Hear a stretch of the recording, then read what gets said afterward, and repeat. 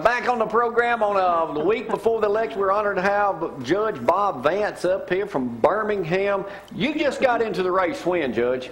Mid-August. Mid-August. Yep. We'll talk about that in just a minute. You're running against Roy Moore. Now, I'm going to come clean with you. I'm coming out the closet on He you. wasted a vote. I voted for Roy Moore. Let me tell you why when I voted. I looked down the list. Who was he running? Who else was he running against? He was running against the incumbent Chief Justice, Chuck Malone, and then Charlie Graddick. Oh, Charlie Graddick. Well, I didn't like neither one of them. I said, well, I'll just vote for Moore because he ain't got a snowball chance winning this. Right.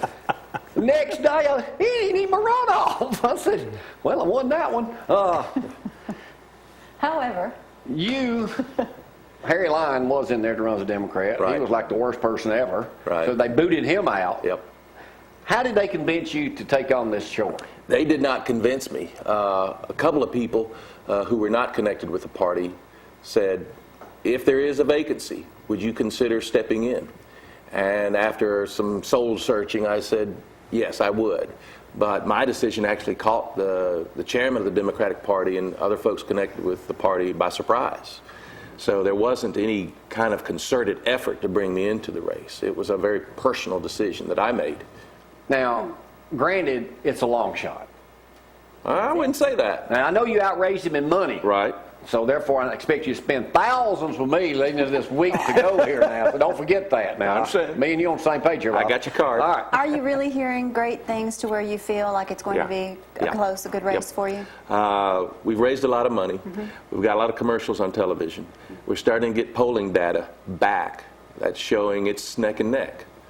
So our game plan from the beginning was to get the TV ads up, get the name recognition up, just introduce me, and you've seen the commercials with me and the kids. Right. And I have to say, Jan, Dr. White was here and we said you were going to be a special guest today, and she says, oh, that's great, I love his kids. Yeah. It says a lot. Yep. And I think it's important to show folks that you're just a normal guy. You got a sense of humor, you can kind of play around with the kids. You've been laughing quite a bit this morning. That's right. And I think folks need to be comfortable with who they vote for. And that's important just to show you can be comfortable with me.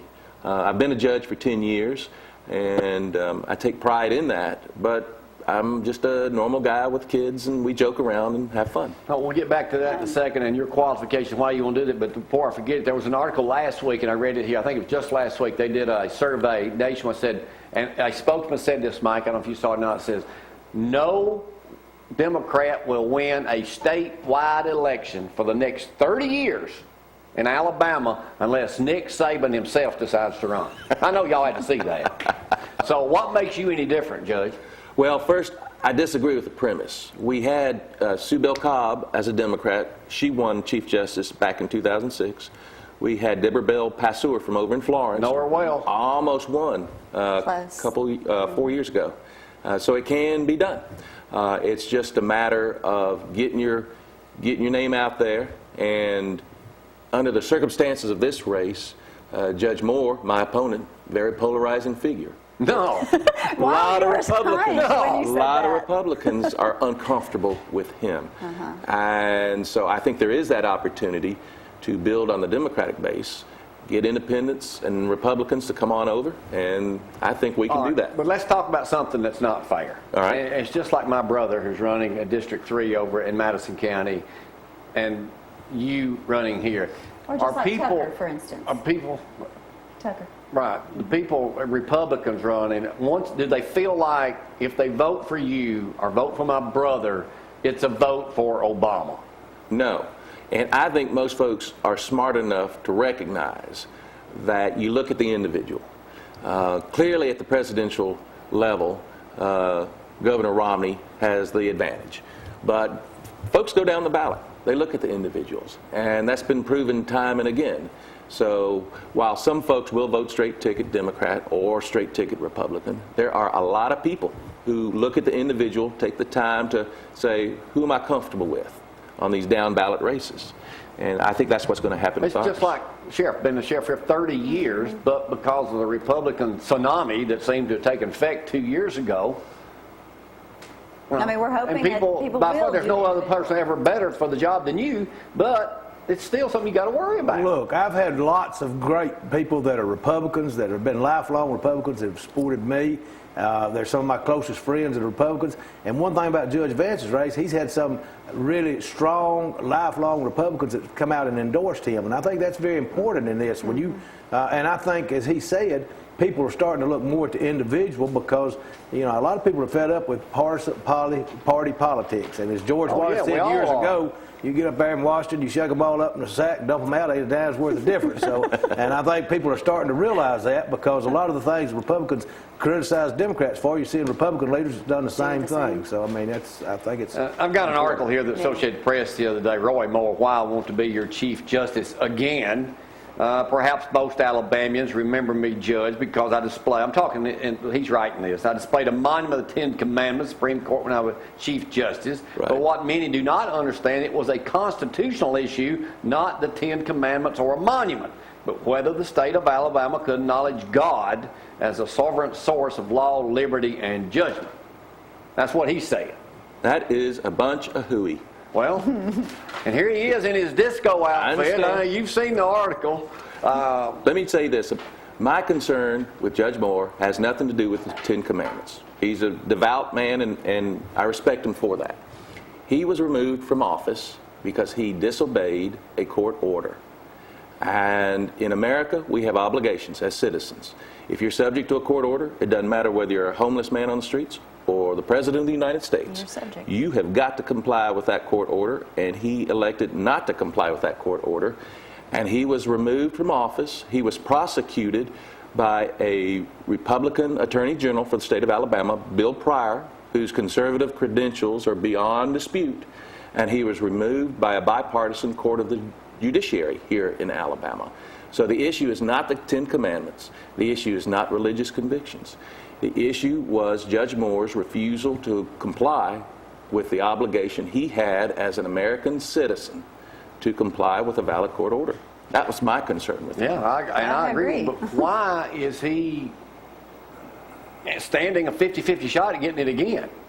What does that say about the voters in Alabama? Well, he's got his devoted following. And I think there are many people in the state of Alabama who do respect him because of his religious convictions. And, you know, he was in the military, he served his country, and folks respect that.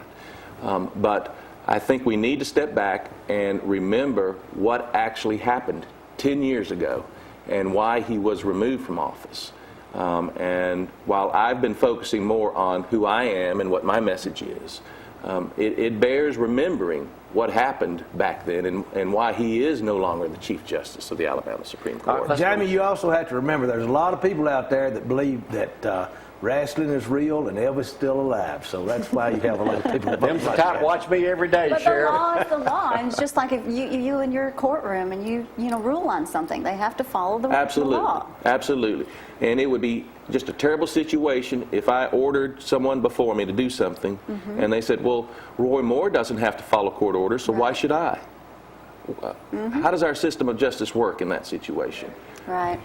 Let's go back a little bit, Judge. Your dad was a pretty well-known person here in the state of Alabama. He was killed in a mail bomb in 1989. Right. Share a little bit of that story with us, if you don't mind. Sure.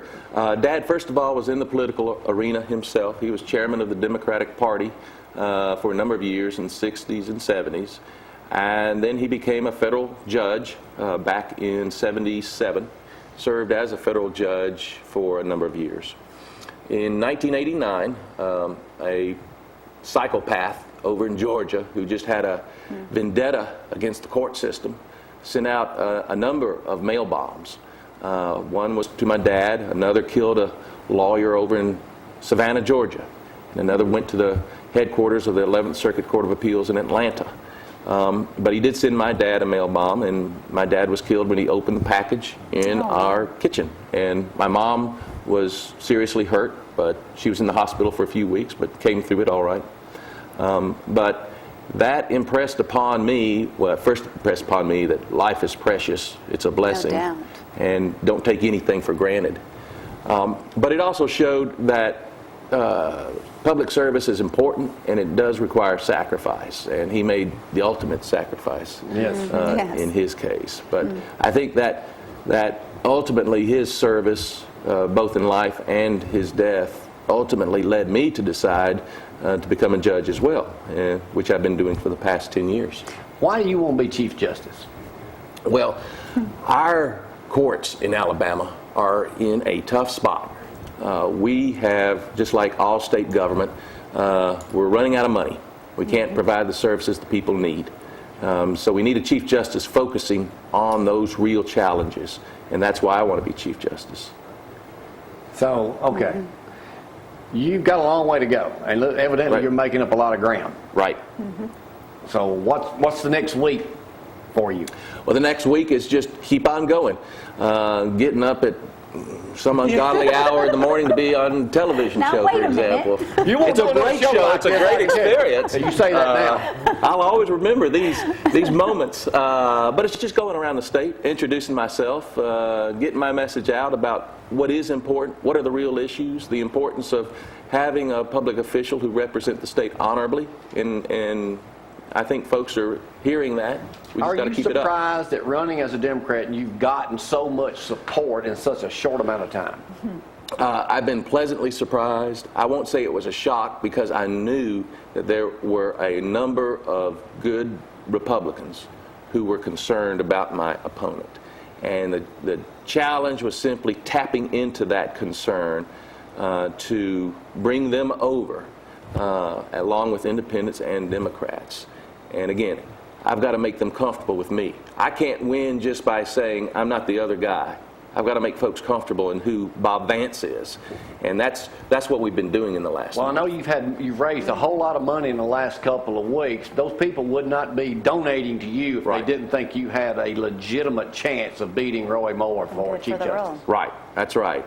And you know, money is part of the equation, but you're right. It does show people have confidence. They do believe in us, and we've been very happy with the response we've received. All right, Judge. Well, good luck a week from Tuesday, Thank and you. we'll Appreciate go you from being there. here. It's coming up. Thanks for coming up. And Mike, one quick thing from you, Miss Rodeo USA, Rodeo Limestone Road 212, Laura and Terry. We'll be having a thing at your Swamp place John's. next week on the 15th, Thursday the 15th. Swamp John's and get you some shrimp or some chicken or some fish. Come on out and support it.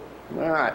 Again, We'll Judge be giving Vance, tickets good luck this next week. Tuesday. Thank you. Appreciate And it. I think you made a very Appreciate good it. point today, and it's been an honor having you up here. Well, thanks. Good to be All here. right. Sheriff Mike Blakely was a judge at the annual homecoming parade along with Ronnie Marks, Floyd Johnson. Gloria was out there too. We want to go out on this Tuesday morning. Thank y'all for getting up with us. Y'all get out and vote next Tuesday. Don't forget. We'll go now to that video, the homecoming parade here in Athens, and we'll see y'all bright and early tomorrow morning. Bye-bye.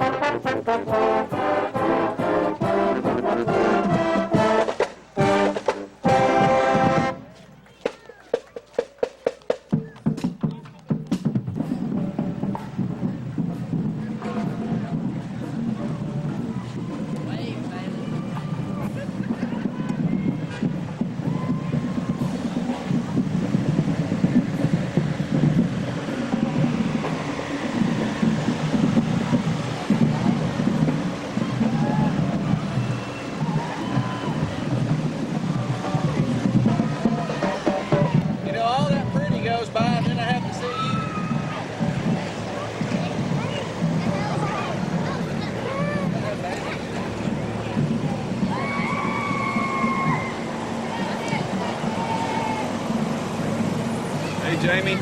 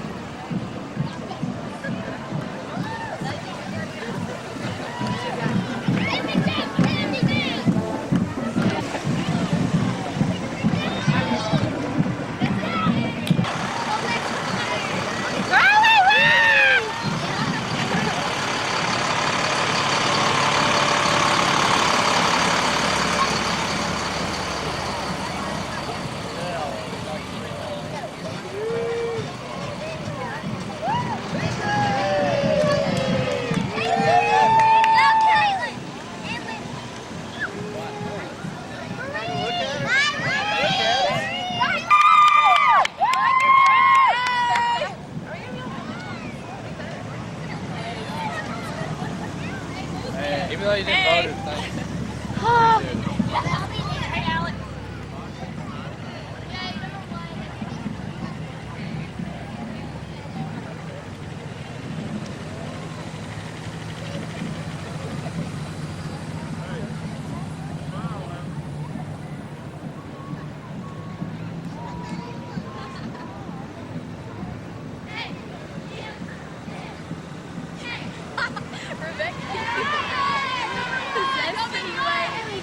You're like,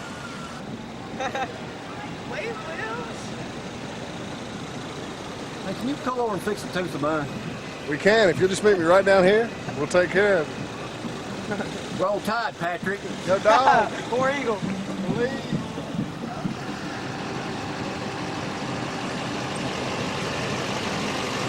Poor Eagle.